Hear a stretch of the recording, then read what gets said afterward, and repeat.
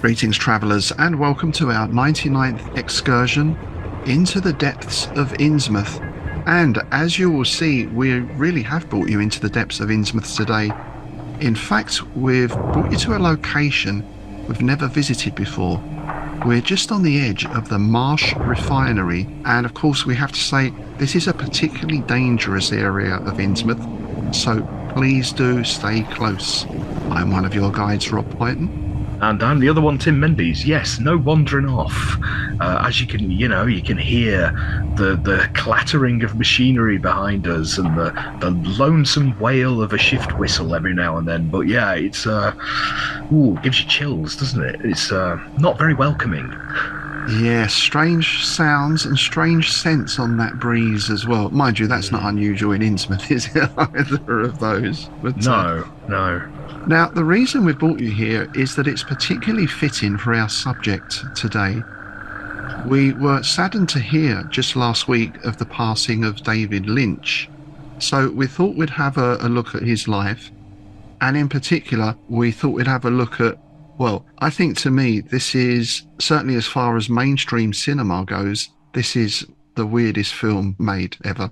Yeah, I was actually thinking about this morning. I was trying to think of anything that comes anywhere close. There's a couple that are certainly very, very strange, but just from start to finish, this is just has such a dense feeling and atmosphere to it of complete impenetrable weirdness. It's, it's a stunning piece of work.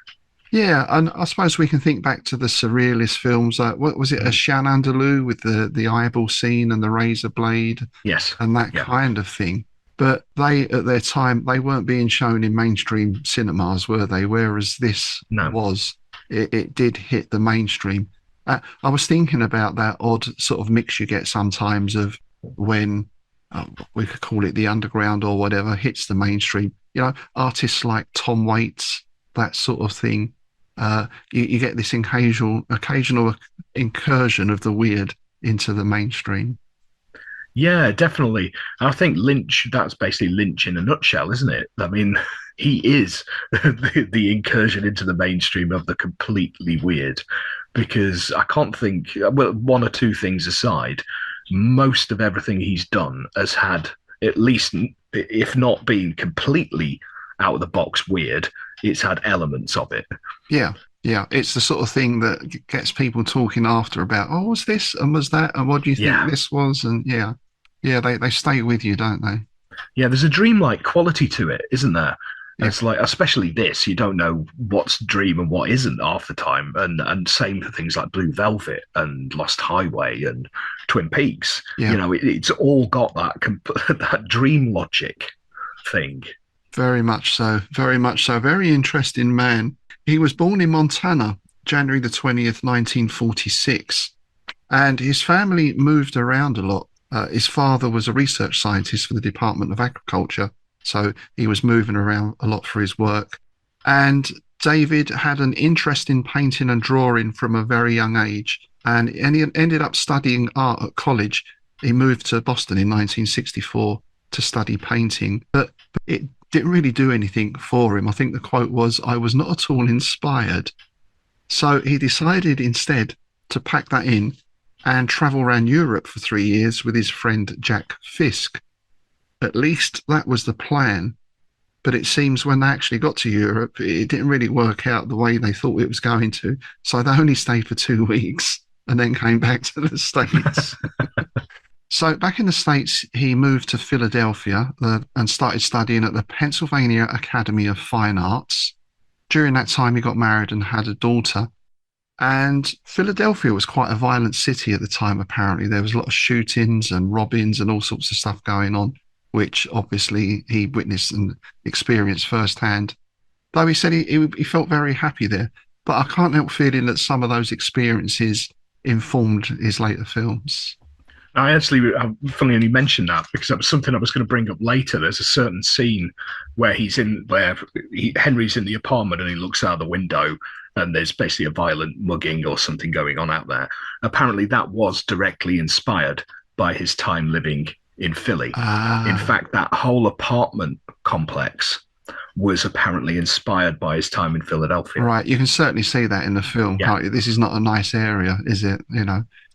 Just like where we are at the moment, this is not a nice area. Yeah, exactly. Exactly. I heard a noise a minute ago and I don't want to think about what that was. Yeah, if we do shout run, then please do try and keep up as best you can. Yes, yes. Or we'll do that thing, just dead leg the person next to you, and then, you don't have to run so fast. So in 1967, he made his first short movie, which was entitled Six Men Getting Sick Six Times. That won joint first prize at the end of the year exhibition, and it led to a commission from a fellow student who had a bit of money behind him, apparently. Now, this made me laugh because with the money he got from that, Lynch upgraded his camera to a second-hand Bolex. Now, the reason why I laugh is this was always a bit of a standing joke in the East End. You had Rolex watches, which cost, I don't know, $5,000 or something. If you went to Romford Market, you could buy a Bolex watch for 20 quid. Or a bollocks watch, as it became known. Exactly. So I didn't know that Bolex was actually a make of camera. I think they might be Swedish or something like that. Right. Yeah, so he was able to get this, a better camera. A bollocks camera. A Bolex camera. And he heard about the newly formed American Film Institute, who were throwing out money to aspiring filmmakers. He submitted a script to them for a film called The Grandmother, and they ended up stumping up the full budget for it, which was $7,200. That's quite a sum, isn't it, for that time? Mm. So that basically prompted him to move to LA and start working or studying at the American Film Institute. Is this where he started working on a script by the name of Garden Back? Yes, indeed. Yes. And it eventually led to him moving into the huge 55-room mansion in Beverly Hills, which in turn leads us into the making of Eraserhead itself, which is a fascinating story because, of course, the film took 5 years to make. Yeah. Well, because he was started working on this script called Garden Back, which was based on a painting that he'd done years ago about a hunched man with vegetation growing out of his back.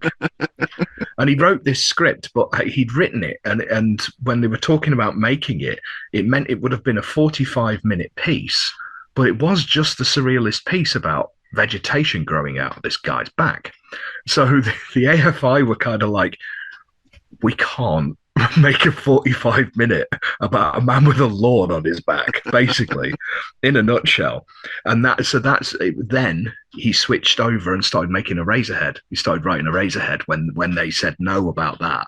He pitched Eraserhead. That's how it all came about. Yeah. Yeah, and he said he can't actually remember where the word or the idea Eraserhead came from, because it was the title was there before the film. Well, I was going to ask you about that because it is such a random word, isn't it? It is, isn't it? Yeah, and it's well, we can talk about the possible meaning of it once we get into the movie, but it just sounds like he had this word, and then when he was asked, well, if you can't do Garden Back, what do you want to do? And he said, I want to make an Eraserhead, and that originally was going to be 21 minutes. Right. But his teacher at the time, a guy called Frank Daniel, who apparently was a very good film teacher, this was 1971, said, well, instead, make it 42 minutes. They had a 22-page script sorted out, and we can start on that. However, when I don't know if these things had to be approved by the school board or governors or whatever the setup was, but they basically said no. Mm. They said to Danielle, this is not the sort of film that we should be making. And Danielle's response was, this is exactly the sort of film we should be making, and I quit. Really? So he actually quit over it, Yeah, and even Lynch himself was going to leave. He was going to, I think he sort of walked out of the place, but Daniel got him back, saying, no, we're going to make it, we're going to make it. So he came back. So even back then, there was a lot of resistance from the mainstream or establishment, if you want to call it that. Yeah. The suits. Yeah, as usual, the usual story. Yeah, because it had a hell of a lot of financial issues, didn't it? Yeah. Like when they were making it, because it ended up getting bailed out by one of the guys who was working on it, and his wife at the time, who wasn't Carrie, Sissy Spacek. Yes. Yeah, and a nice little horror thing. Yeah, she was married to Jack Fisk, That's it. who we mentioned earlier, was the friend he went to Europe with. Mm. Sissy Spacek helped out with the funding. Lynch himself, I thought this was quite bizarre, got a paper round. It's hilarious. He was delivering magazines and newspapers to help fund the film as well. Oh, that's insane. Yeah, he got so quick at this, he could do his whole round on his bike in an hour, apparently. How old would he have been at that point doing a paper round? That's brilliant. He would have been sort of mid-late 20s, I guess. Yeah. Paper boys normally like 12, 13, 14. Yeah, I've just got images on a little bike going around with his cap on backwards, lobbing papers. David Lynch delivering your Sunday sport. Imagine that. That's great. Sunday sport. Yeah, and at this huge mansion, I believe it was called Greystone Mansion, there was an outbuilding which they called the stable, which was basically a big sort of garage area. And no one was using it. So Lynch and his crew and friends moved into it. So they were living there. And this is where they shot the film. Yeah, Greystone Mansion is a tremendously impressive looking building, and you will have seen it, which I'll get onto in just a moment. But it was a Tudor revival mansion on a landscaped estate in Beverly Hills. It was built in 1928 as a gift from an oil tycoon, Edward L. Donaghy, to his son. And the estate was then purchased by the city in 1965. And the mansion itself went over to the AFI, and the gardens have become a park.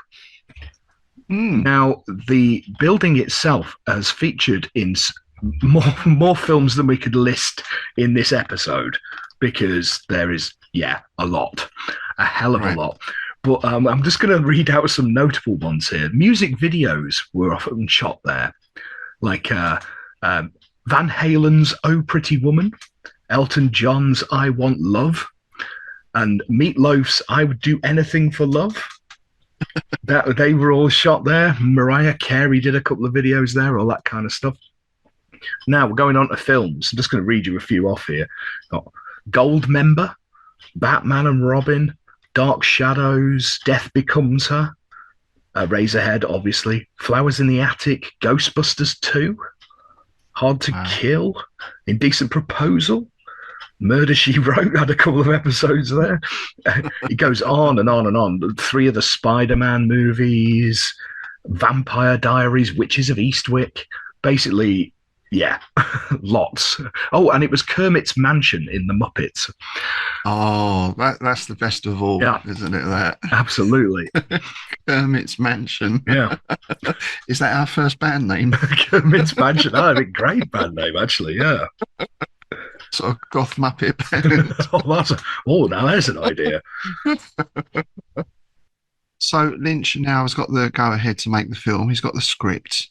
He's got the location. He managed to get together some equipment as well, a couple of cameras, a lighting rig, a black and white video camera. And I think he saw an advert in the paper. There was an old studio being closed down locally. So they went along to that and basically scarfed a bunch of flats, a 35-foot black backdrop, and other interesting items like radiators, which of course are going to play a role in that. Yeah. One of the most important props in the movie. Yeah. So he got all that for $100, and then also somehow managed to wangle a load of props from Warner Brothers as well, which he eventually gave back 5 years later. So the next thing he needs is a cast. And the way he puts it is, it's like fate almost. The first people to turn up to audition were the ones. Right. And really what he started doing was just speaking to friends and describing these characters, and the friends would say, oh, you want to try so-and-so? And so-and-so would come along. Yep, that's the one. That's a clever way of casting, actually. Yeah. It is, yeah. And of course, our lead is a chap called Jack Nance, who plays Henry Spencer. He is that iconic image. Well, we'll get onto the haircut in a moment, because I've got some thoughts on that as well. Oh, I've got loads on that. The influence of that haircut. Oh, yes. Yeah. And he was from Boston originally. And of course, after this, he was in most of Lynch's other films, June, Blue Velvet, etc., etc. We had Charlotte Stewart signed on as the production manager. She was actually starring in Little House on the Prairie at the time. Indeed. Yeah, she was a school teacher. Yeah. Yeah, that was being filmed nearby. And quite often she'd turn up on the set and then have to clean her makeup off because Right. she still had a prairie makeup on. Just before we move off Mr. Nance, I just want to bring up a couple of other things he did. He appeared in the music video for Institutionalized by the Suicidal Tendencies. Oh, wow. Yeah, which was a cracking tune. And this, I found this morning, and I have to drop it in. He played twin brothers Benny and Tony in the Doodah Gang. Now, yeah, the Doodah Gang was a 1920s style performance group. They basically went round to non-traditional venues and put on gang fights, staged gang fights. Oh, marvelous! Now, this is the bit that I had to mention this because this is just brilliant here. When one of his characters died during one of these setups, he spent 3 days lying in a coffin at a staged wake. Oh, now that's commitment, isn't it? Isn't it? Wow, that's impressive. That's commitment to your art. Isn't it? There you go. You talk about method acting. Yeah, yeah. And that has echoes to me of like the whole situationist thing, right? Where you turn up somewhere like a shopping centre and do this stuff. And then, of course, that leads us into the Bonzo Dog Doodah Band. Indeed, yeah. Who would often do very similar things. Yeah. The KLF were another one that did a lot of that kind of stuff, performative stunts and all that kind of thing. Yeah. That's very interesting. Unfortunately, it didn't come to a good end because in 1996, he actually died in 1996. He got involved in a fight outside a donut store. Bloody hell. And he took a head injury that later proved fatal. Oh, no. Quite a sad life in some ways, and not a very good ending. No. Well, he struggled with alcohol addiction for most of his life as well, and that's believed that he didn't get as the mainstream work that he probably should have got, because he was a very good actor. But a lot of that was because of his own personal demons. That's the belief, anyway. Right, yeah.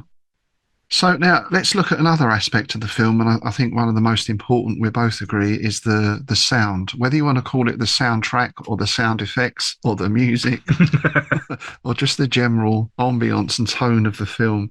This was down to one Alan Splett, who is a friend of Lynch and came in as the sound designer. Originally, when they were recording, they found that the set was too echoey. And I know you're going to sympathise with this as well as I do. And Lynch actually says this himself in an interview.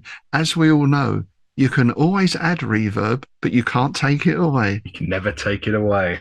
It's a bugger, isn't it? If you're recording a voice and you've got that full echo on it, it's a real bugger. Yep. So what they had to do was they got bits of fiberglass, wrapped them in burlap, and used those as sound blankets just in order to deaden the vocal sound. Right. So we've got that. But then, of course, you've got this amazing, well, it's an industrial soundtrack, isn't it? It is. And I shall hand over to you, sir, for that. Oh, yeah. It's very much, it comes from the musique concrète, which obviously came out of France, which was basically making music. A lot of it was done with glass tubes with concrete inside them. Wow. And smashing these tubes against stone and things like that. And from that was where you got the industrial music, which were using a lot of non-traditional instrumentation, I think is the best way of putting it. Yeah. Or as my other half calls it, a bunch of big German blokes whacking barrels with hammers. And it was, I guess you could say it was popularized, or I don't suppose that is the right term, by bands such as Einstein's in the Neubau and Test Department, Current 93, Throbbing Gristle, all these kind of projects. Yeah. And yeah, this film is hugely, hugely influential in industrial music. I mean, you can hear it. You stick on a Neubauten record, you will hear Eraserhead. and that kind of thing, in that sort of spatial aspect to it. The big empty space, it's supposed to sound bleak and desolate and menacing. But it's gone on to also inspire a load of bands. Like Skinny Puppy used samples of Eraserhead and used clips of Eraserhead in their music videos and projected them as backdrops. So they were a massive influence on people like Skinny Puppy. But most recently, some people like Akira Yamaoka, the composer for the Silent Hill video games. You listen to the Silent Hill soundtrack, it's essentially the Eraserhead soundtrack. You know, even down to having these haunting, like mechanical hellscape soundscapes, interspersed with beautiful organ in this case, but piano music and things like that, and a really melodic song coming in and things like that. And I suppose in a way that's where this stuff really came into mainstream, if you like, is through video games, right? Because that, you know, when you're watching a film is one thing, but you watch a film for an hour, 20 minutes.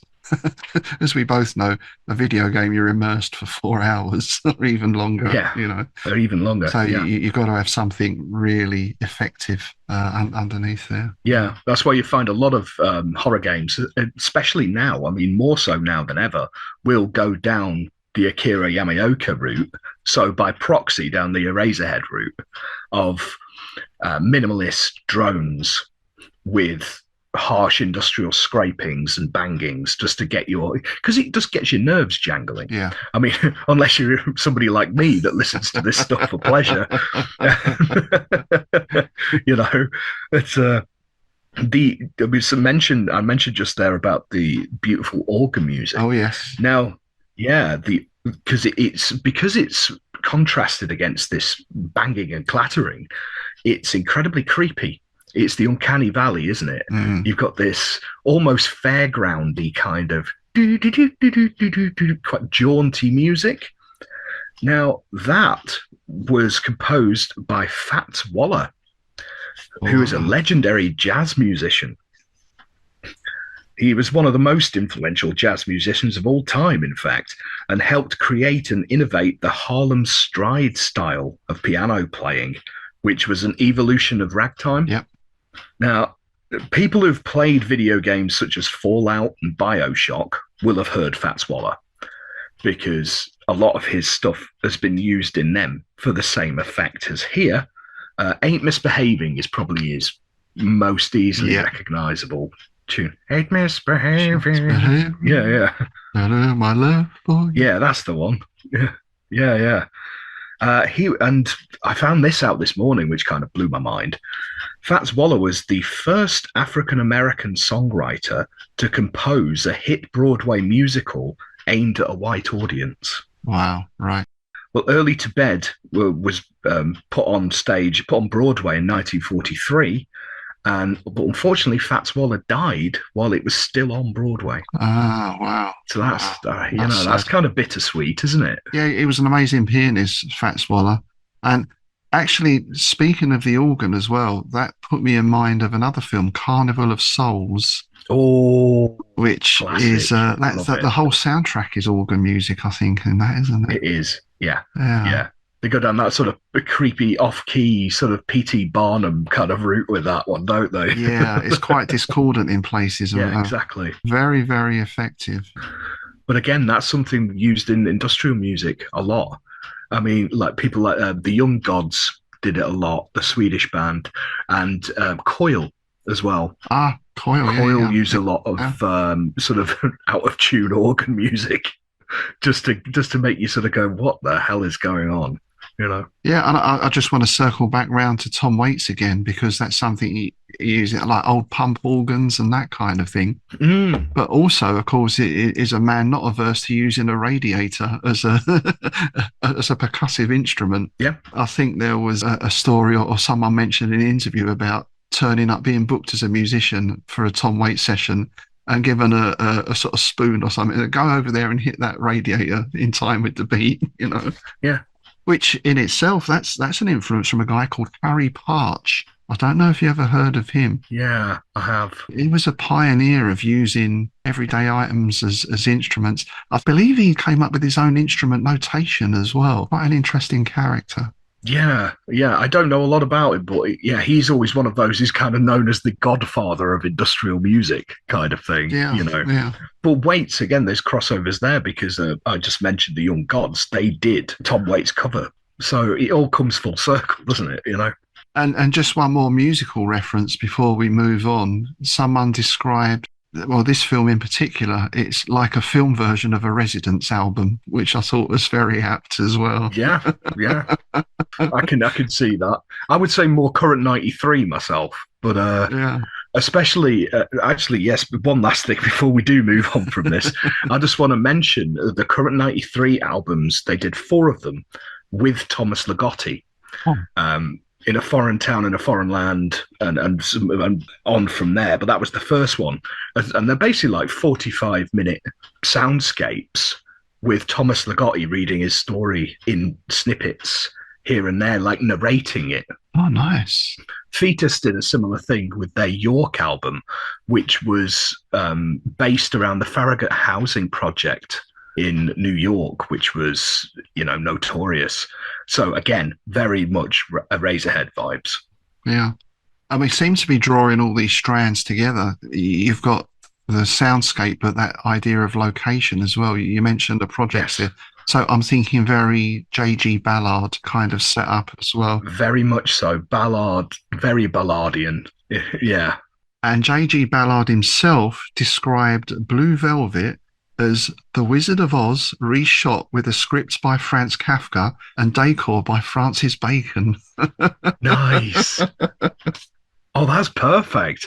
Especially as Kafka was one of the influences for Eraserhead. Oh, absolutely. You know, specifically the Metamorphosis was one of Lynch's big influences. The other one was Nikolai Gogol's 1936 short story, The Nose. I don't know that one. I've not read it, but I know it's one of those that's on my list. I looked at a synopsis this morning, and it's basically about a guy who wakes up and finds his nose has run off. You know, it's that kind of surrealism thing. But you can see without even reading it, I can see how it was an influence on this film. That's that old riddle, isn't it? How come noses run and feet smell? I've forgotten that. I haven't heard that since I was a kid. Oh, well, you know my level of humour. So shooting started in June 1972. Lynch has got everything together now. Now, obviously, we mentioned the look of Henry, the hair and the suit. Well, the suit and shoes came from a Goodwill store. I guess over here, what we'd call a sort of Oxfam shop, that sort of thing. Charity shop, yeah. Yeah, a charity shop, which, you know, back in our day were quite a good source of finding cool clothes, weren't they, at one time? Oh, they still are, except when you live in Brighton, because there's hundreds of vintage shops.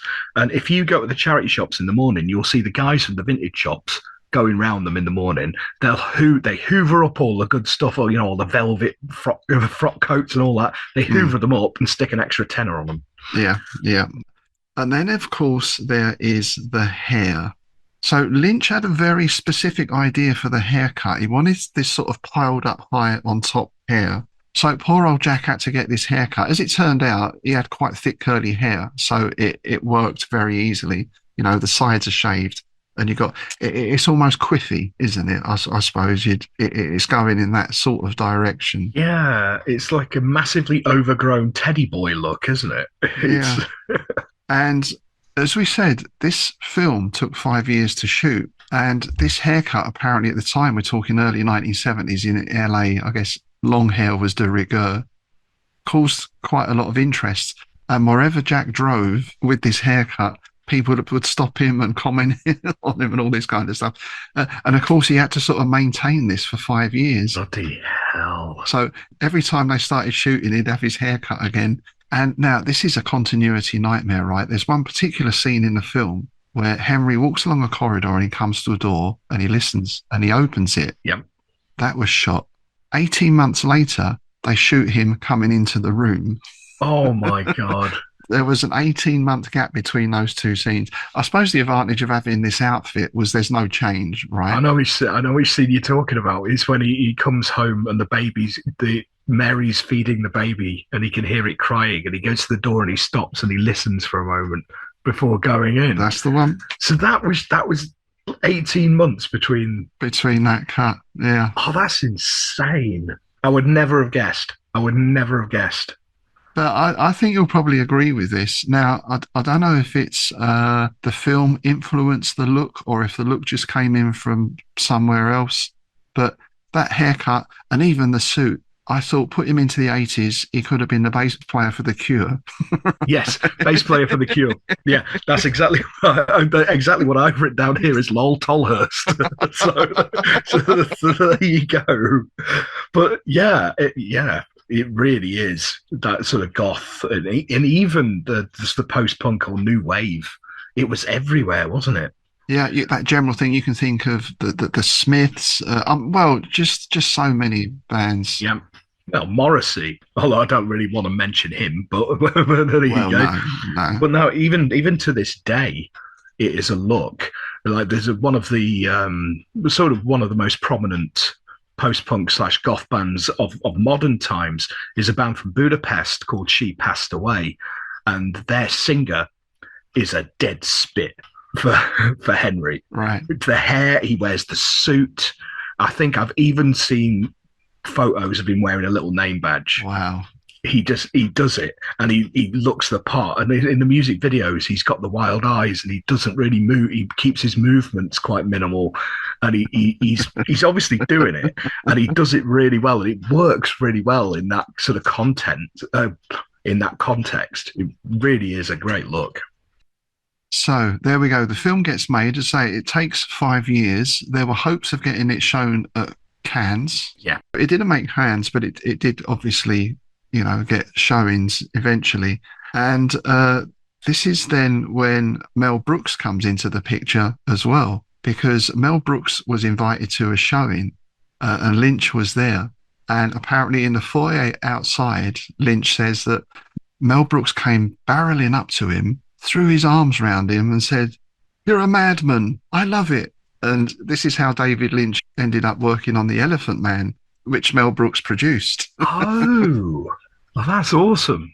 I guess that's the sort of thing when you make something that's really that niche.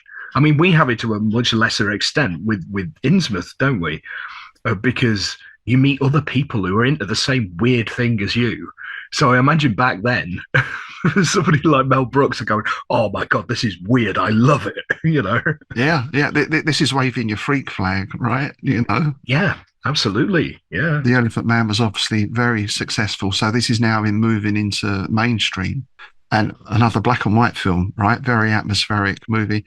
It's one of those, I've watched it once and it's so sad. I don't want to watch it again, if you know what I mean. Excellent movie. Yeah. It's a great movie. I think I've only ever watched it once as well. Yeah, funny that. Yeah. Following the success of The Elephant Man, David Lynch was offered The Return of the Jedi by George Lucas. Really? Which he turned down. And he said something along the lines of, "No, because I take Star Wars and I turn it into my own vision, whereas it should stay your vision." Well, that actually something I've written down here, because I made an observation when I was watching Eraserhead this morning. That is really strange. The baby, the look of the baby's head. Mm-hmm. It looks like a mini Admiral Akbar. Oh, I can see that now. Yeah, I can see that. Yeah. I could also see E.T. Yeah, E.T. But I was getting Admiral Akbar vibes. I was expecting it to go, "It's a trap." That's interesting. Yeah. So there we go. There's a little Star Wars connection as well. But of course, he did accept Dune after that, which was the 1984 version, which I have to say I'd not actually read the book at the time when I first saw that. I didn't read Dune till relatively late. Yeah, same. But it was, it was an okay movie, I think. There is on YouTube, we might have mentioned this before, there's a fan cut of it, which is a lot better. So we're back to that idea of studios butchering films to make an hour and a half film out of, what should be a 4-hour movie sort of thing. Yeah. I'll put the link up to that fan cut on YouTube as well. It's a much better watch, I think. And then, of course, from there, Lynch, we got Blue Velvet, we got Twin Peaks, Mulholland Drive. There was a Twin Peaks, a sort of sequel in 2017. Yeah. Fire Walk with Me. And he pretty much retired from filmmaking. He did do odd TV projects here and there. In August 2024, he was diagnosed with severe emphysema. And of course, sadly, he passed away just a week or so ago in January 2025. Yeah, also late in Lynch's career, he turned his hand to electro-pop, didn't he? Oh, right. I didn't know that. Yeah, in 2010, he released a couple of singles, Good Day Today and I Know. And followed by an album called Crazy Clown Time. I've actually got it. It's very good. Is he clown time? Is that Crazy Clown with a K or a C? I need to know. It is with a C, unfortunately. But yeah, he did a couple of more albums. Did This Train and Thought Gang, things like that. He put out a few albums right really late in his career. The last one was 2018. Right. But really interesting stuff. Again, back to what we're talking about. But the Crazy Clown Time had real Fad Gadget vibes for me. Oh, Fad Gadget. There's a name I've not heard for a while. Oh, I love Fad Gadget. Brilliant. But yeah, well, if you like your weird end of music, then it's well worth hunting down. So we thought what we do, this is not a movie we're going to go through scene by scene. But I think we'll pick a few scenes out and we'll talk about the overall feel of the piece, because I think above anything else, this is a mood piece, would you call it? Yeah, a chamber piece. Yeah. Well, again, Lynch even said, Eraserhead is a world, it's a mood. And it put me in mind, if we can be self-referential for a moment, of the anthology Corridors. Yes. Where we had this collection of stories set in a post-King in Yellow world where humanity is living underground, because the whole feel of it's very dark and grim and mechanical and industrial, but in a, well, is there such a thing as nice industrial? There's not really, is there? Yeah, that's an interesting thought. But yeah, I mean, that for me is one of the biggest aspects of Eraserhead is the settings. Because it's beautifully bleak, if you can use that word.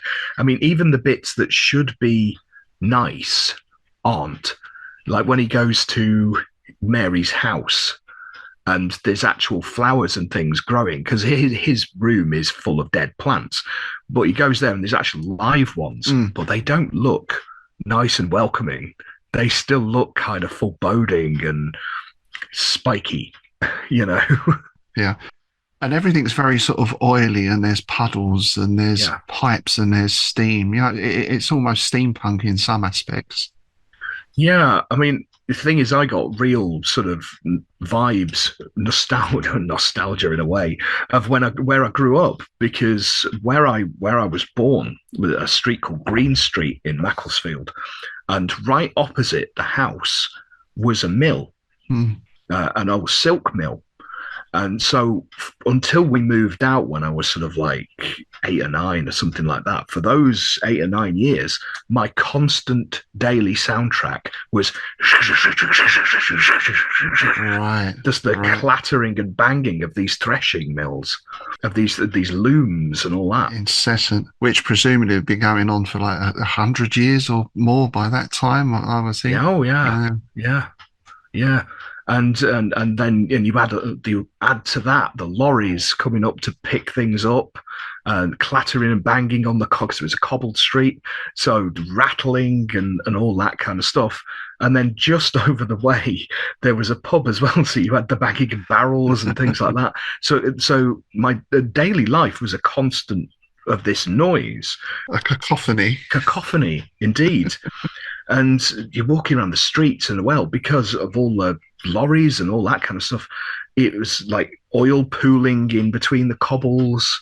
And in the summer, you'd get the sun shining on it, so you get that weird sort of rainbow effect on the cobbles and all that. Yeah, it put me in mind in that respect of some of the shots of Peaky Blinders, when they're walking around, because Birmingham obviously was. Well, it's same kind of thing, right? Same kind of thing. Yeah. And I was listening to the Good Friends of Jackson Elias podcast the other day, which, if you haven't, please do give it a listen. It's a great Call of Cthulhu and horror gaming and horror fiction podcast. And they had on as a guest Heather Miller, our friend Heather from the States, talking about haunted landscapes. Nice. And as part of that, she mentioned something that I wasn't familiar with. I think you said you'd heard of this. Yes. This is a 85-mile strip in America, in Louisiana, along the Mississippi, a huge belt of industrialization with a rather alarming name of Cancer Alley. Yeah. It's not so much an alley, is it? I mean, that's a bloody big alley. That's a bloody big alley. Yeah, it stretches all the way from Baton Rouge to New Orleans, I believe. I mean, that's a hell of a long way. Yeah, and you can imagine, right? You can, you look at a film like this, and that's the image I get. And of course, the poor people who have to live in that area, their health suffers as a result. Well, that's it, because all the workers have got to live somewhere, by these factories. And because that's exactly what we were living in, was a mill terrace. Yeah. It was built, the house I grew up in was built to provide homes for the people who worked in the mill across the road. Sure. And yeah, they didn't want them far away. You don't have to bus them in, right? You remember those old films, hundreds of people coming out of the gates, whether it's the factory or the docks. The whistle blows. Yeah, or the shipyards or anything like that. Yeah. Your Lowry paintings and all that kind of thing. Yeah. And it brings to mind things like Saltaire, which was an entire town built because of a mill built around this factory kind of thing. Which ties us back, as things so often do, to Tolkien as well, of course, because this is Mordor, right? Yeah, taken to its sort of logical end. Yeah, that is the sort of end of this industrialization. That's where it ends up, isn't it? Right. So that in this film, combined with the black and white, which always looks more moody and atmospheric anyway. Oh, yeah. Combined with the soundscape, as we've already said, before anything even happens, just by looking and listening, you've got this very unsettling atmosphere. Yeah. I think a term I use a lot is uncanny valley. And I think this is the epitome of that. Because, again, it was like back when we were looking at Nosferatu, we were discussing the acting. It was very much out the expressionist kind of movement, the German expressionism kind of thing.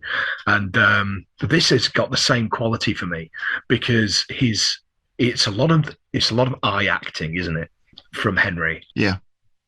He doesn't say a lot. There's not a lot of dialogue at all. A lot of moods and intentions are conveyed by the movement of his eyes alone, which is incredibly incredible when you think about it. Well, he's very still for most of it as well. He walks about a bit, doesn't he? We get those scenes of him walking, but even his walking is kind of awkward and stilted. Yeah. And sections of it did put me in mind of silent movies. Yeah, very much. You almost expect that flickering frame effect to start going, and the piano music. Yeah, and cigarette burns and things like that. Yeah, you do. Yeah, no, absolutely. I would totally agree, because the opening, because you go from this wonderfully bizarre opening sequence, of which we'll get onto in a minute. Oh, yes. But then the next 10 minutes is him walking home, pretty much. Walking home, getting home, taking his wet sock off, putting it on the radiator. So not a lot happens. But all the way through it, I'm hooked to the screen. I never once want to fast forward. Because you get these other films where they do try and do these long, drawn-out bits, and you're bored. You're just like, I'll get on with it. But it's got such an enticing atmosphere to it that you kind of wrapped, because you're just like, this is really strange, and I'm not sure why. Yeah, I think that is it. Yeah, there's no big plot point to draw you in. You're not thinking, oh, any minute now he's going to get attacked by ninjas, or a monster's going to come out. Anything like that, is it? Yeah. There's none of that conventional sort of plot hooked, or the whole 3-act structure. No. And I thought there's no exposition either, is there, throughout any of it?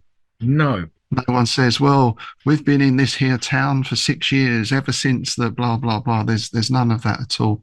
But that's classic weird fiction, right? There's no explanation. But the thing is, you don't need it because, I mean, that's conveyed through, the situational storytelling because he gets back to that apartment and you can tell he's been there for a while because you've got these dead plants and overgrown dead vegetation and piles of mud and grime and crap.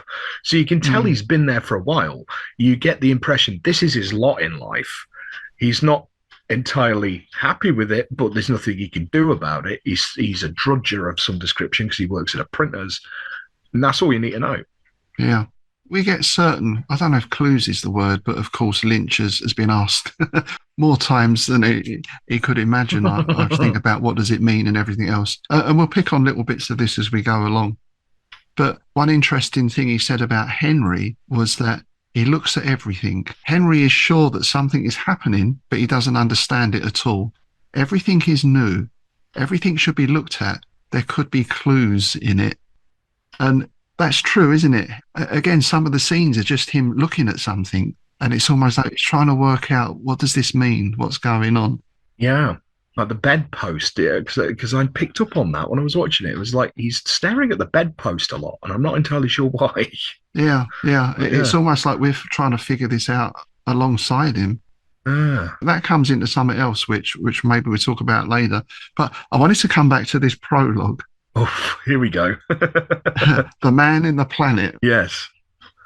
Something else that Lynch said was the prologue provides the key to the rest of the film. Does it? Really? If there is a key. He also said that he loved the idea that it can be different things for different people. So this, to my mind, took me back to Lovecraft, where there's not this hard and fast canon. But yeah, if you think Yog-Sothoth is a load of shining lights, then great, is a load of shining lights. If you think is a big tentacle thing, great, it can be that as well, Yeah. In that respect, you're right. It does have all the hallmarks of classic weird fiction. And something I've just this second thought about, and back to the industrial soundscape and what you're saying this about interpretation, it really reminds me of Repair of Reputations. Oh, that's good. Yeah. Because that it's the same sort of thing, isn't it? It's that mechanized New York, future New York, that's this big industrial nightmare with your suicide chambers. And now I think about it, that is very true. And just to sidetrack off for a moment then, since you brought that up, it's urban, yeah, right? And your chamber stuff is all urban, isn't it? Exactly. Ligotti as well. I mean, I bet I can imagine that Ligotti is influenced by this. Yeah, and Michael Shea, of course. We're talking LA, then the king of LA mythos noir. Indeed, yeah. Whereas Lovecraft tends to be countryside. Dunwich, The Colour Out of Space. I know we do get some things in New York or whatever, but a lot of his stuff is countryside. Mostly rustic. Yeah, this is pure urban horror. It is. Yeah, it is. So coming back to The Man in the Planet, because having read that, I went back and looked at the opening scene again. And the film starts with Henry basically floating above this planet. So straight away, it seems as though we're in a sort of dream space to me, or some sort of internal space. Is this something he's imagining, or is this what's inside his head, sort of thing? And we zoom down into this planet and into this building, and we get this odd figure sat there. How would you describe it? It looks like he's got a bit of a skin issue going on. Well, I think one of the big things for me, what I take from Eraserhead, is there's two main phobias at play throughout the film. There's sex, fear of sex, but more so the fear of fatherhood, but there's also a fascination with sex. Henry's kind of horny, but he's not quite sure about it and doesn't really know what he's doing and all this kind of thing. So you've got this, he wants sex, but he's also scared of it kind of thing. And I think that the look of the man, because he looks like he's got syphilis. Ah, that's interesting. It looks like advanced stage syphilis to me. That kind of, the sores. Yeah. I mean, but because also at the same time, you've got them wiggling sperm monsters. Yes. So there's an obvious reproduction thing going on here. Yeah. Right? So, is this the sort of the driving factor of it? That this sort of sexual aspect? Mm. But this man seems to have an element of control, right? Because he leans forward and he pulls the lever. And again, something that's what we get at the end of the film is trying to put the lever back. And then we get, I can only think this next bit is the reproduction, because we get that sperm thing dropped into a puddle. And then we get this shot, it finishes with this shot of something coming out along a tunnel towards a light at the end. A light that looks a little bit hairy. Yeah. So around the edges. Yeah. Well, I read somewhere that there's 3 births in the film. There's that one at the beginning, there's that one at the end, and there's obviously the birth of the baby in the middle. Right. So, and that's like your 3 acts. So it does have the traditional 3 acts. But in a very non-traditional way. Yeah. Yeah. But again, this is from somebody's analysis, so it's open to interpretation. But reading it, I was kind of like, I can see that actually makes sense to me. Yeah. But yeah. But this whole conception and birth scene immediately put me in mind of 2001: A Space Odyssey, which ends with the baby in the sort of bubble or the womb heading back to Earth. Again, that idea of the planet, which in itself is kind of strange, because apparently Eraserhead was Stanley Kubrick's favourite film, right? I read that this morning. Yeah, he did an interview, didn't he? Or at some point during his career, and asked what his favourite movie was, and he said without hesitation, Eraserhead. Yeah. So there's a fascinating link there, that these 2 scenes possibly connect in some way. Now, I can totally see that, because I'm a fan of Kubrick's work. Yeah. You can totally see, because I think there's only 2 directors who come close in terms of Lynch's style, that dreamlike quality, that kind of long shots and drones and all that kind of dreamlike goodness that he has going on. One of them is Kubrick and the other one is Cronenberg. Yeah, especially when you think of Cronenberg's Naked Lunch or Videodrome. Or Videodrome. That's a perfect example, because the body horror and all that, Yeah. Well, let's talk about that idea of the dream then, because I've seen some interpretations that say that the whole film is a dream. The whole film is a depiction of Henry's nightmare, and everything we see in it is just a reflection of something real. So it's all representational of something that's going on in his actual life. That's interesting. That's an interesting take on it, because it is an entire film built on metaphor. There's a lot of that, and a lot of it is sexual metaphor. But you've also got, like, towards the end, you've got this sequence when Mary's gone home and he's stuck with a baby, and then the neighbor comes over, and he goes down. Here we go. This is what we're talking about, the sexual metaphor. They're kissing on the bed and they sink into this puddle of white liquid. Matron, sticky sheets.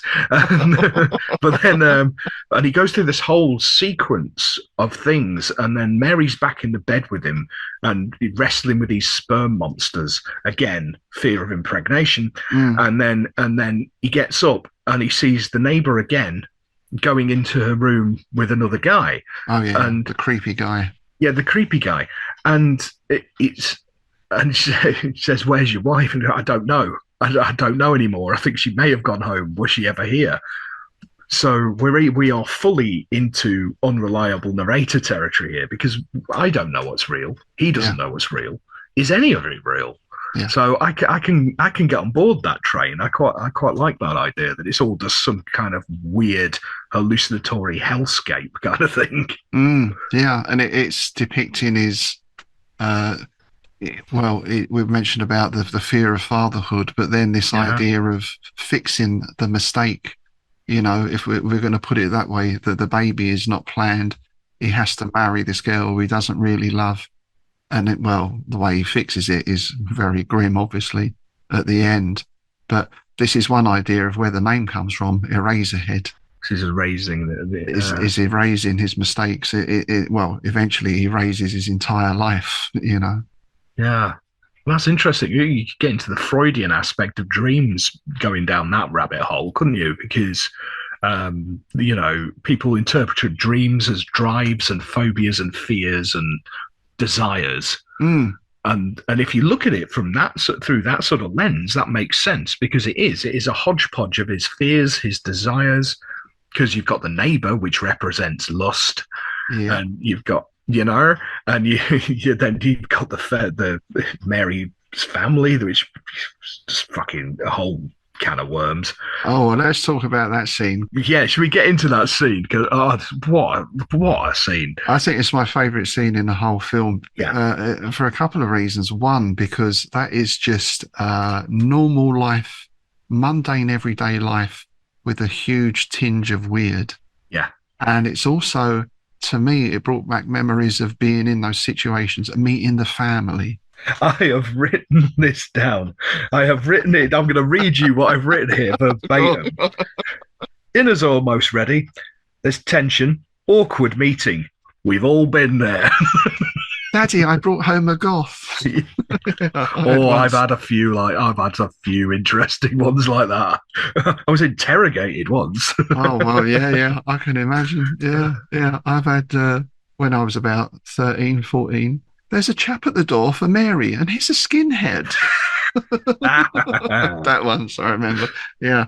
So, yeah, meeting the family. God. Yeah, it's again, it's one of those nightmares we've all experienced at one point or another. It's a very normal scene. They're sitting around having dinner. The father does that thing of, well, you can carve the chicken. Oh, before that, you get this wonderful scene because Bill, for me, is the hero because you got this weird standoff with Henry and the mother. And there's a tension there. I've written here tension / frustration. Oh, yeah. And which boils over later, which we'll get to. But Bill comes in, and first thing he goes, "Do you like chicken? These are man-made. They're little chickens." So you get this whole man-made chicken thing, and which is really strange in itself. And then he mentions plumbing and goes off on a rant about pipes being everywhere and all this. So again, you've got this imagery going on in his words, which just adds to the weirdness of the whole situation. Because when he first turns up, it's like he's the sane one. Yes. But he's not. Well, it's just that weird stare that he has as well, especially later on. Just that total static, stationary, sort of like someone switched him off, but he still has to keep the smile going, Or the mother's having some sort of fit. Yeah. Yeah. Well, that's it. Because when he carves the chicken, as you were saying, and all this blood starts pouring out of it, and then he starts wiggling, but its legs are going in a very sexual manner, and the mother, I've put here, goes into raptures because it's kind of it. It's almost like a seizure, but it's not. It's almost like an orgasmic. It's like she's going with the rhythm of the writhing chicken. So it's that sexual thing going on again. Yeah. It's because the chicken's writhing and she's moaning and gasping, and it's just very, very, very weird. Which, as you alluded to, then plays out where she basically tries to seduce him, right? In the it's back not so room. much seduction as just well, it's full on, full on gropage, isn't it? Yeah, it is. Because after this sort of orgasm scene, she goes in the kitchen with Mary, and then comes back and takes Henry off, and. I love how blunt this is. It's just like, did you and Mary have sexual intercourse? Oh, it's totally in there, isn't it? That's it. It's just, yeah. And he's obviously like, what? Hey, what? It's none of your business. Yeah.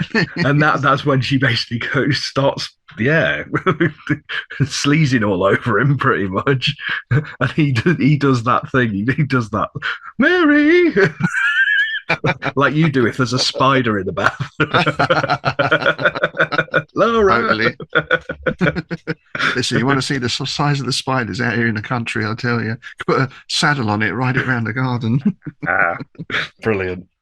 So yeah, but it's this incredibly normal, everyday family setting, just with, and again, their behaviour is not particularly abnormal. It's just ratcheted up, isn't it? You know, it's gone up to 10 or 11 sort of thing. Yeah. Again, that's what I mean by it being the epitome of the uncanny valley because it's almost normality, Mm, just slightly off center. And I think that's why it is so effective. Again, going back to Kafka, it's something he's very good at. That it's it's almost normal, but not. yeah, because if you look at Metamorphosis, right, you know, I woke up and I was a bug. I'm a giant bug. Yeah, Yeah, and I went down and sat at the table and ate my cornflakes, yeah, and the life is totally normal. It's just that this guy's a 6 foot cockroach. yeah. Pretty much. Yeah, yeah. That's exactly it. Yeah. So another great scene or another great character that leads us to the scene is the lady in the radiator, right? Radiator lady. Was She wasn't in the original script. she not? No, no. One night, again, this is from Lynch direct. He was sat in the what they called the eating room because in this stables block there were various rooms. One they kept aside for eating their meals. He said he had a scrap of paper or something and he just drew the radiator lady and said, right, we need a radiator. Oh, we've got a radiator because they bought one, as we said before. So he went and had a look at the radiator and he saw there was a space for it at the back.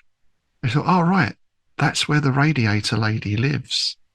So he just came up with this over his microwaved whatever he was eating, That's amazing. Yeah, because she has some beautifully surreal scenes. I mean, the first time you see her properly, she comes out to the Fat Swallow doing this dance Mm. while these sperm monsters come wiggling on the stage. And then every time the music stops, she squashes one of them, which again is incredibly symbolic. Yes, yes. Well, I have a theory on this one. Oh, here we go. Is it dirty? Not really, no. It's disturbing. I've written down one word with a question mark behind it. I'm not sure I should say it, Oh, but go I'm on. going to. Oh, go on. You've said it now. Bukkake. Oh, well, I could think of another word beginning with B that was more like bollock face, but that's, you know, Yeah, oh yeah, that's somewhat, bollock it's face. an interesting look, isn't it? It You know. is, yeah. Well, I thought because she's singing, everything is fine in heaven. And then with what happens at the end, where he sort of fades into this light with her, I thought she was death. Yes, that's exactly what I took from it. And you got that yin yang thing going on of the guy and the planet. He's all dark and shadow and da da da, and then she is all light and da da da. And it's almost like through complete self destruction, he was able to reach peace, Yeah. his end. That's kind of where I went. And now everything is fine because he's in heaven or, you know, whatever you want to call it. And because she's destroying the sperm, she's negating new life. Indeed. Yeah. You know, she's not even allowed to get into conception. She's destroying it from the outset. I can see that. Now, I just want to quickly talk about In Heaven because I've had it stuck in my head because it is Number one song in heaven. well, it's an incredibly catchy little song. But it was performed by Peter Ivers, composed by Peter Ivers, with lyrics by David Lynch himself. Now, it's one of the most covered songs I can think of from a movie. And this will come as no shock. What we've been talking about, how influential Eraserhead's been on sort of alternative music. So here we go. Devo covered the song live in 78 and 79 as the penultimate song in their set. I never knew that. Yeah. Fans of the Meteors used to sing In Heaven before they came on stage. They used elements of it at the end of a Cardiac song, A Time for Rejoicing. Bauhaus covered the song in their regular set for their final UK tour in 1983. And so it was therefore released on the live album Rest in Peace. It was covered by the Pixies in 1987 for their first demo tape. The goth/industrial band Miranda Sex Garden covered it on their Suspiria album, 1993.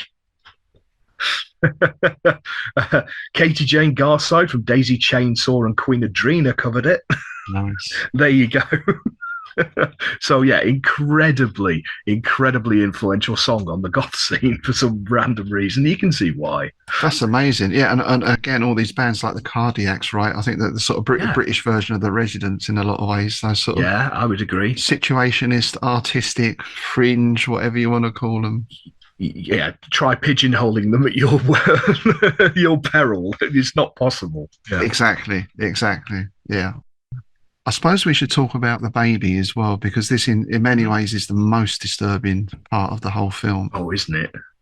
Now, I found it interesting when seeing Lynch interviewed about this, and the question was, how did you create the baby? How did you physically make that? And he said, I don't want to talk about that. And that was it. There are rumours there was a cow fetus involved and various things, but however it was done, it certainly looks effective. Oh yeah, it's one of the most disturbing creations, I think, in the history of cinema. And especially, I think it's even more disturbing the fact that it doesn't really do a lot for most of the movie. It's just there. It's omnipresent. It's almost like a harbinger in a way, because it's just constantly in the back of his head. And I guess that's that fear of fatherhood thing, because his life is no longer his anymore.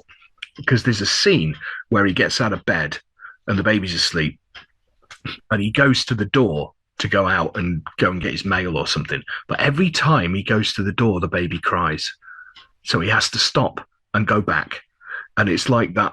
It's that fear, isn't it? That as soon as you have offspring, your life is no longer your own. You are at beck and call. Yeah, you're bound to this on so many levels, right? Yeah. And yeah, does he ever sort of show any affection towards it, do you think? No, I mean, he smiles. Like, when he first comes back, he does that dad smile thing. When Mary's feeding it, he does that sort of almost forced grin of like, oh, look what we've made kind of thing. But it quickly fades away. And no, it's just a millstone around his neck, I think. Yeah, and is that why you think the baby is intentionally made to look so horrible, perhaps, that you're not supposed to feel any sympathy for it? I don't know. It's an interesting choice, isn't it? It's an interesting choice. I think it's incredibly effective.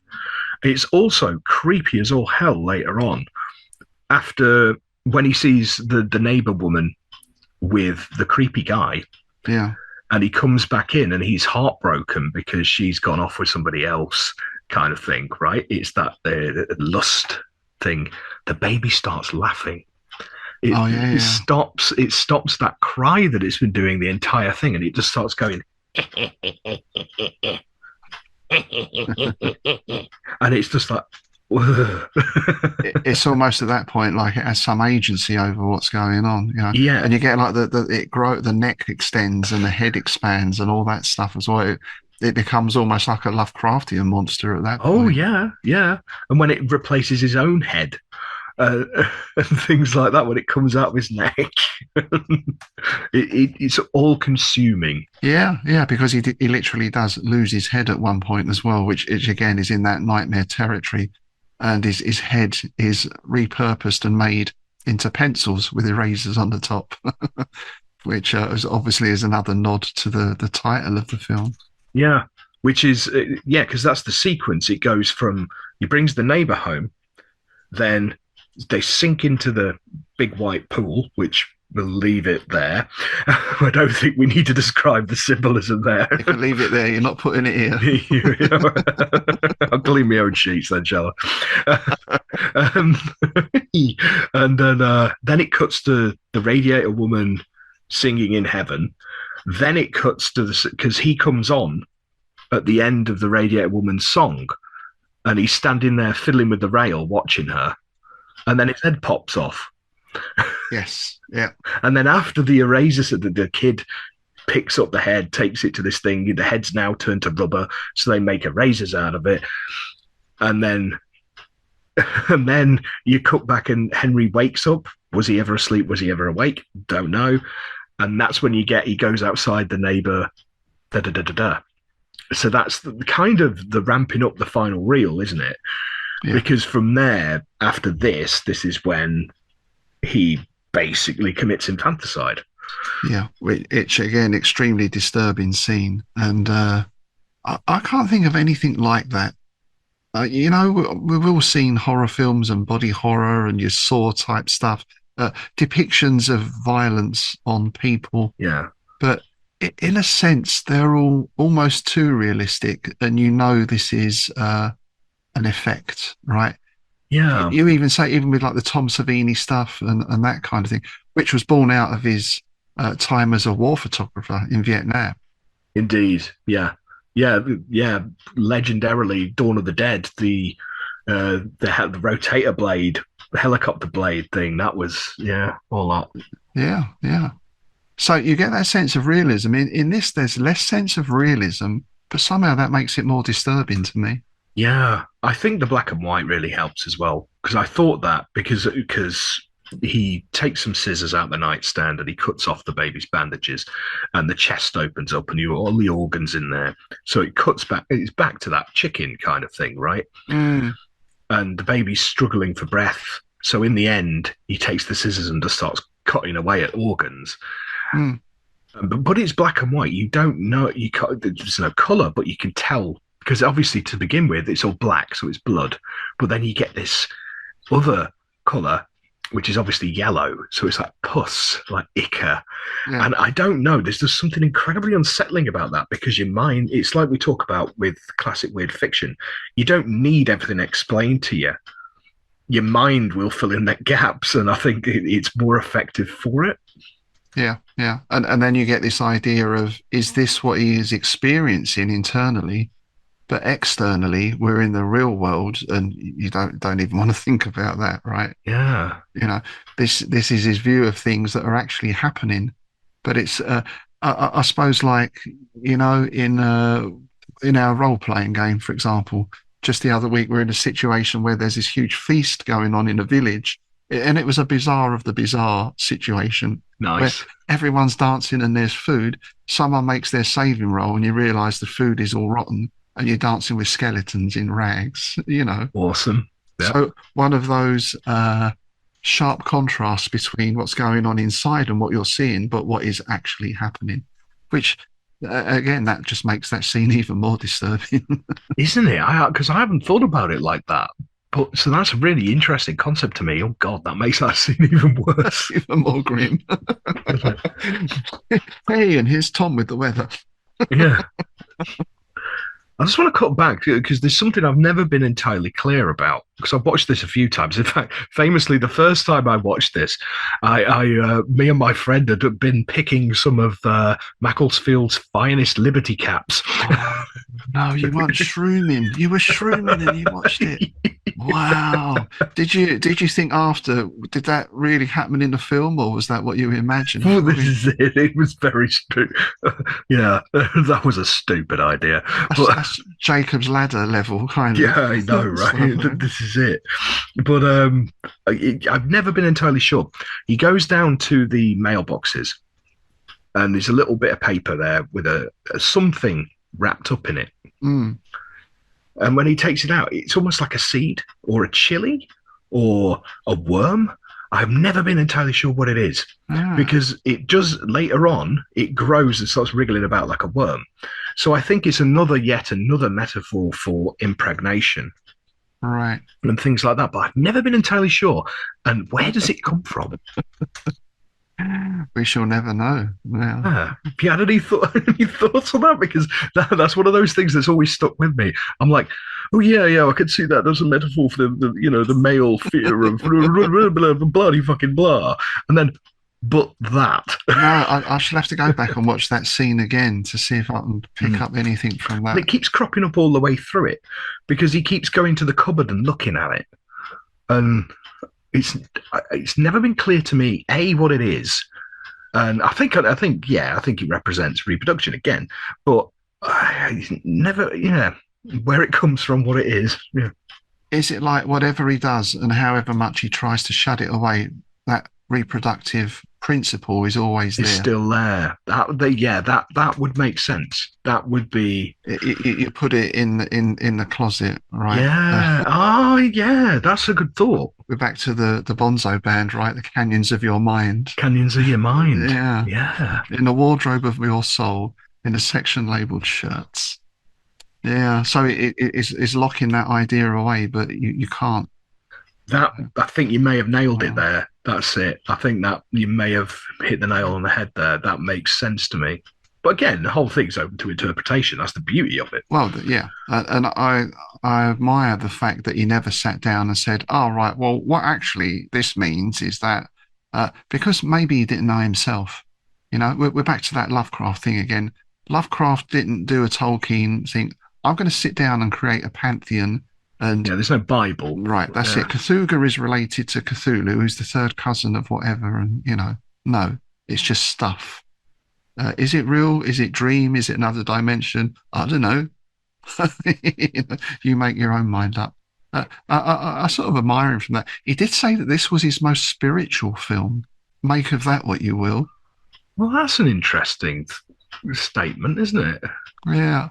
Well, I suppose all his other films are dramas in a sense. People go somewhere and stuff happens and whatever. Yeah, it's kind of psychodrama. Yeah. Yeah, this is purely one man's, you can call it a descent into madness or one man's nightmare or whatever. It's about Henry, isn't it? Odyssey. Oh, Odyssey. An Yes. odyssey. An Odyssey. Yeah. Yeah, a very odd Odyssey Mm. with a capital O Very much so. In bold. involved. Yeah. And so then, of course, we get the ending where he sort of embraces the radiator lady, and we get that whiteness we spoke about. But we get the Planet Man. We go back to him trying to pull the lever again, like he's trying to stop this. Do you think? Yeah. It is like he's trying to stop it because it's sparking. It's almost like it's spinning out of control because I got train driver Yes. Yeah. Very because much. it looks like he's controlling a train, doesn't it? Mm. And it looks like the train is now out of control and he's trying to stop it and the sparks are flying, but he can't. He can't stop it. It's gone beyond his control. I thought as well, given the window behind him, it's like the signal box, the signal man. Yeah, exactly. You're Yeah. on this track. No, we need to change track. That's exactly what. Yeah, that's exactly what I got with that sort of imagery. Yeah. Yeah. So again, we can speculate: is this Henry's conscience? Something deep within his mind. Is this the engineer with a capital E, however you want to take that, trying to influence him? Again, more questions. Indeed. I'd love to Yeah. hear what our listeners think actually of this. I bet there's going to be some good theories out there. Yeah. Please send them in. Yeah, I really would be interested to see what you think about our takes on it or what your takes on it are. Yeah. So yeah, a fascinating film, and I think we're both on the page of that being the weirdest mainstream film out there. In fact, even non-mainstream, I've seen some some strange films, but nothing really of that caliber, I would say. No. I've watched some real weird ass stuff over the years, especially doing the monster in my bed with Zoe. Of course, yeah. I watched some very, very strange things. I think actually one that I would say it's not on the same level, but it's in the same ballpark is Possession, the Sam Neill movie Ah, from the early 80s, because that's incredibly strange and almost dreamlike and weird acting and things like that. That's the only thing off the top of my head I can think of coming anywhere near. yeah. I can think of some of the was it Iron Man, the was it Tetsudo that. Oh yes, yeah. But I find in that you have a lot of odd imagery and you don't really know what's going on, and it can be sort of unsettling in places, but nothing to this depth. Yes, I don't think this. I feel I can relate to it more, I suppose, is the thing. mm, Whereas if something is so fantastic or alien, there's a sense of detachment. yeah. It's a disconnect, isn't it? Yeah. And yeah, well, David Lynch, a talent that will be hugely missed. And I'm certainly going to be revisiting Blue Velvet and some of those other things as well, I think. Yeah, absolutely. Yeah, I think I need to do a David Lynch marathon at some point.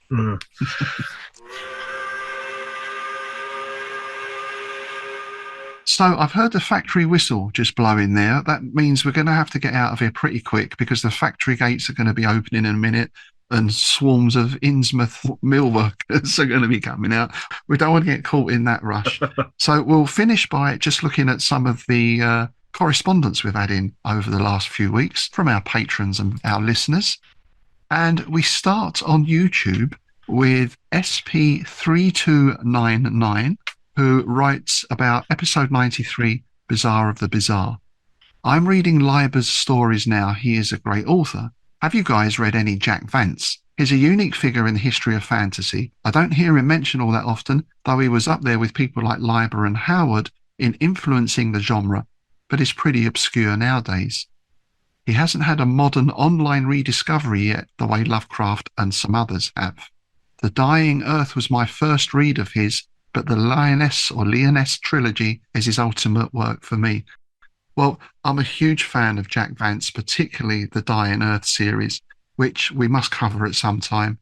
And yeah, to me, is the successor of Clark Ashton Smith, incredibly gifted writer. Well, interestingly enough, we were actually talking about Jack Vance on the last episode of Strange Shadows we did. Oh, yes. We were talking about successors of Clark Ashton Smith. And yes, so we were actually talking about Vance very, very recently. Last week, I believe it was. Yeah, with the Zothique, wasn't it? Yeah, that's exactly it, with Zothique. Yeah. Which was I don't know if it was the original Dying Earth setting, but it was certainly Smith's version back in the sort of 1920s, 1930s. Yeah. Yeah. Yeah, next up, we have a message from a regular correspondent, Nils Hedgelin, talking about episode 68, The Tree Men of Maubois. Did you ever do the special episode on the Wandrai Durleth conflict mentioned in this episode? I scrolled back through your Patreon feed and didn't see it. The answer is not yet, but it is penciled in. We will be getting around to it at some point. Yeah, once we start delving into these letters and everything else, that's opened up another huge sort of seam in the mine, isn't it? Oh, you should see the list we've got of not just stories, but things like that, correspondences, letters, poems, all this stuff. We've got like, I think we'd both have to live to like 147 to get everything done, won't we? Well, I'm working on it. I'm having words with some of the Innsmouth folk here. You know, there's various rituals you can do apparently, so I'll keep you informed on that. I've been talking to some Me-Go that I met down in the woods.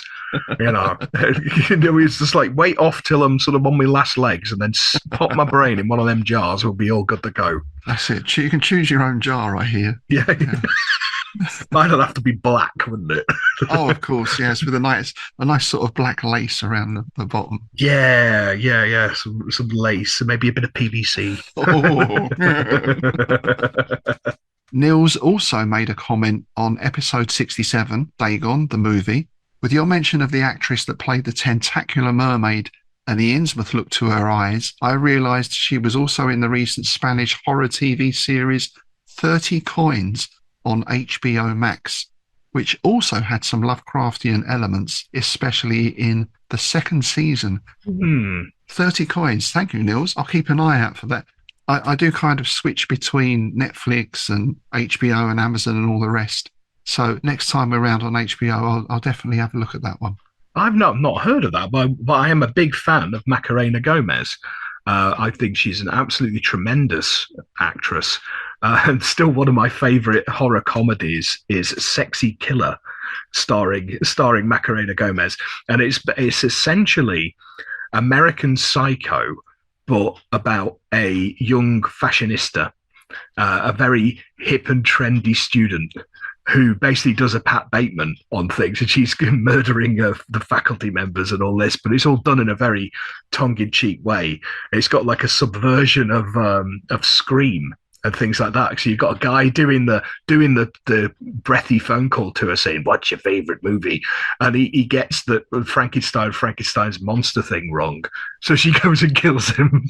Quite right too. That sounds quite. It's a brilliant movie. It's utterly batshit insane, but it's really good, and she's great in it. And we've also had a message from new patron Steve Grant. Hi, Steve. Thanks for signing up. And that's on episode 97, Oh Christmas Tree. An excellent episode. Thanks. Pugmire now added to my reading list. Well, that's brilliant. I feel our work here is done. Yeah, yeah. The more people who read Pugmire, the better, in my opinion. I'm a big fan of his work. Totally, Yeah. totally.